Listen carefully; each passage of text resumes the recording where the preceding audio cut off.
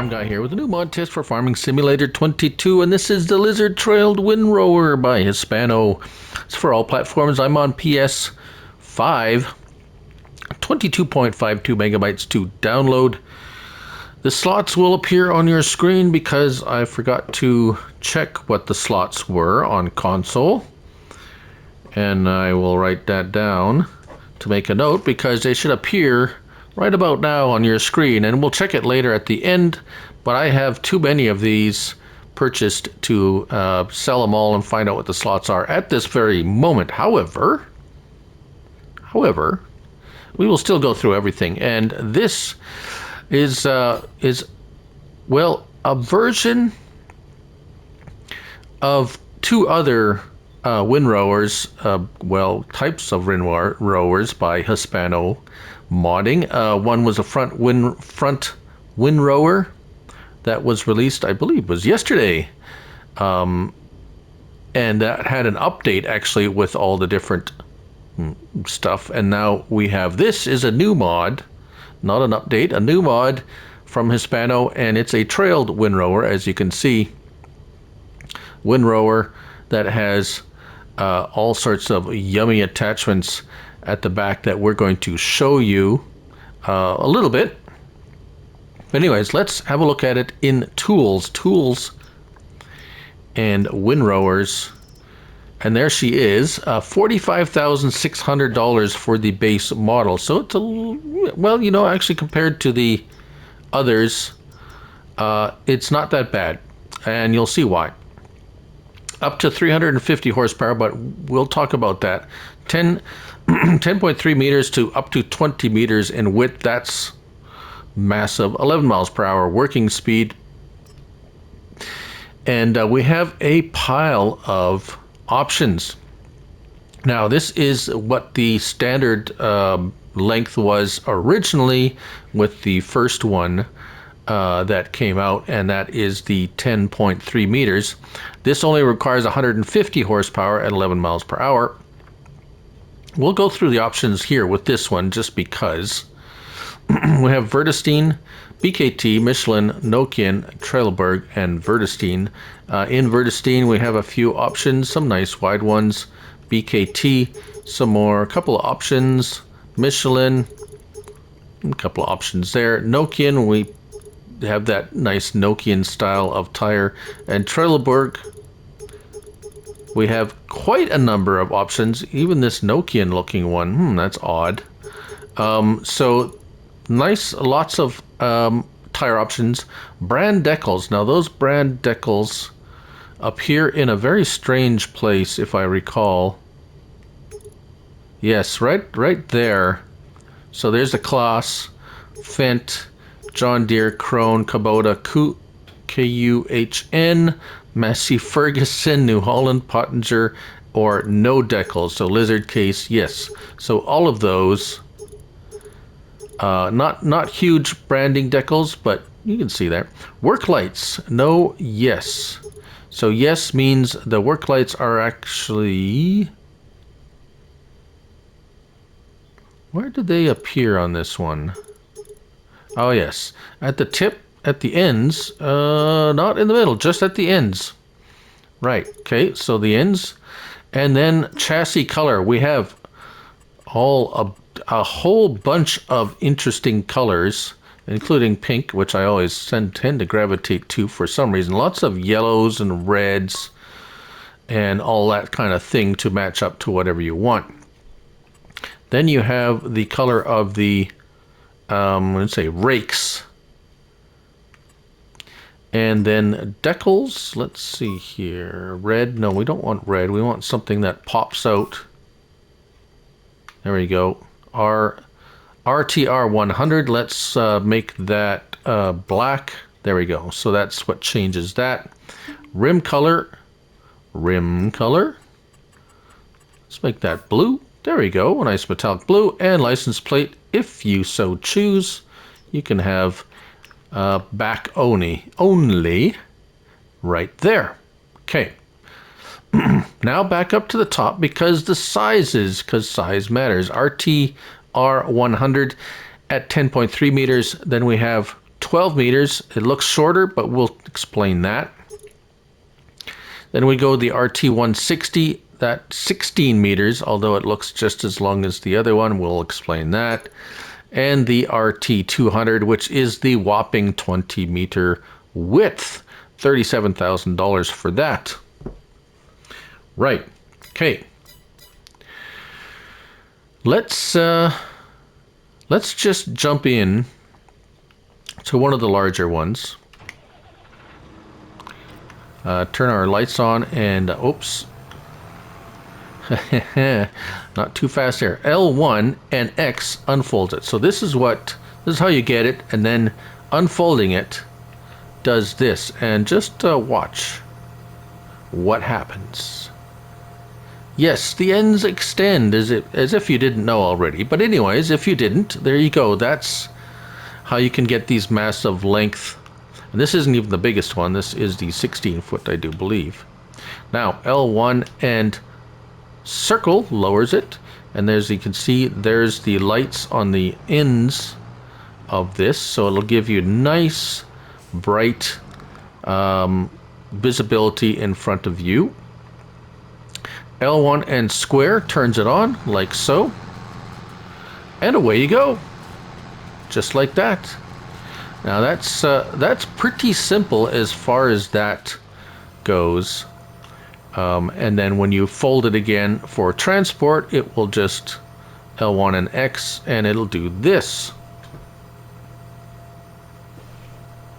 So let's go and find the large one in the field. All right, so here we are out in the field with the largest, the 20-meter Windrower, all ready to go. Behind this John Deere 357 horsepower, I believe I souped it up to. So pretty simply, L1 and lower it, and then L1 and square turns it on, and you drive forward. Now the nice thing about Windrowers is, I'm going to press circle here, and a worker will do it. A worker will windrow for you a field all by himself and make it into a nice little pile like that. Now I have an extraordinary amount of grass on this particular field, so this is really extreme amount of grass, 2 cuts, and as you can see, there is a lot of grass here, and it seems to be handling it in this particular situation quite well. So also the when turning around, it's not a problem. I've tested them turning around. That's not a problem at all. However, now that we got all of that explained, you're going to want to know what you can hook up behind this. Oh, we didn't show the signals. Yeah, we have signals and lights and stuff, but and reverse lights too. But I know what you really want to know. What can you do? And you have a little bit of a hint here of what we can do. And here we are. I've got a really big, well, see, if you're hooking something up behind it, like say a baler, for instance, I would recommend a square baler. Round balers tend not to like being pulled because you have to stop and unload, or you have to stop to let them unload. Square balers just continuously spit stuff out, so you don't have to worry. Now, this takes 350 horsepower. The baler is going to take another 245 horsepower, so you're looking at 600 and something horsepower recommended for both of these items. So I've got this big boy here, this 9570 RT, all jacked up, 600 and something horsepower of it, and it seems to be doing okay. So there is a little bit of trick to this, and I will explain why. If we have the Windrower highlighted, we can lower it, and oh, apparently now we can turn it on. Okay, hold on a second. Let's unload the baler. I think this is the problem I had. Hold on, let me see if I can recreate the problem. The baler was folded.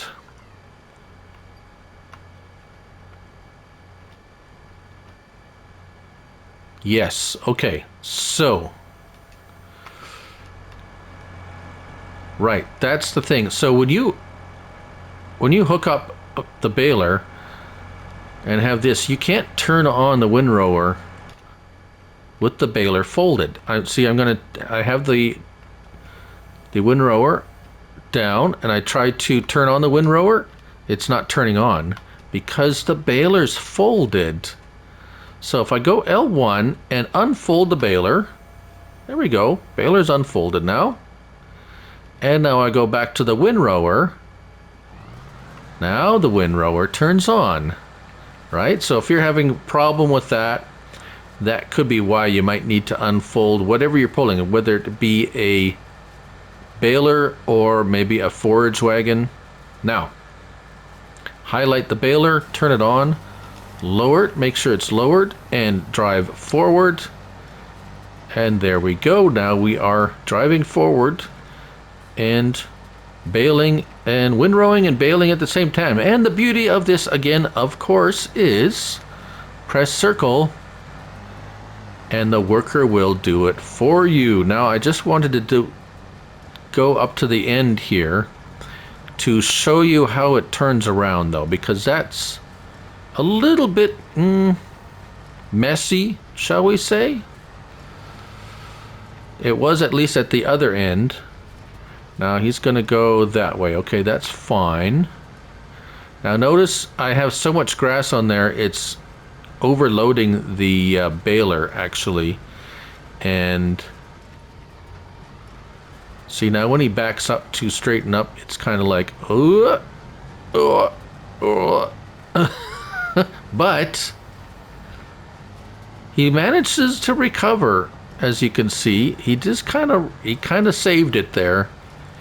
And like I said, I have so much grass on this that it's overloading the okay, I'm out of the way. Oh, did he really? He says I'm blocked. Okay, go ahead, go on. There we go. So as you can see, there's so much grass that it's overpowering the so just something you have to be kind of careful of, because this 20-meter windrower is so huge,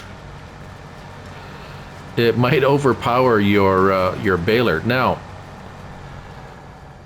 I did encounter on this side here. Let's go up here. Let's show you what happened here. There was and this is because I have just like torture tested this thing to no end. There was so much grass over here, it started skipping a little bit because it was running over grass and stuff, and it was missing. But oh, it's going to run up against. Anyways, you can see what's happening here, and that's just because I have so much grass. I mean, not typically you're not going to have that much grass on a field. Now, straw might be a little bit of another situation, and you might be getting some of this, so it might end up being that you might have to give it 2 passes, or go with one of the smaller windrowers, actually, is probably my suggestion.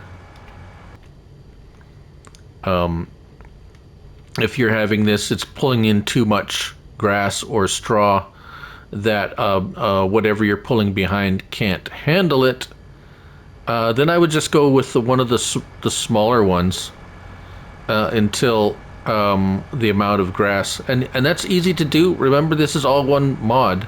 You just have to take this into your repair vehicle repair station and pick the smaller one. That's all. You don't have to buy another one, just modify this one.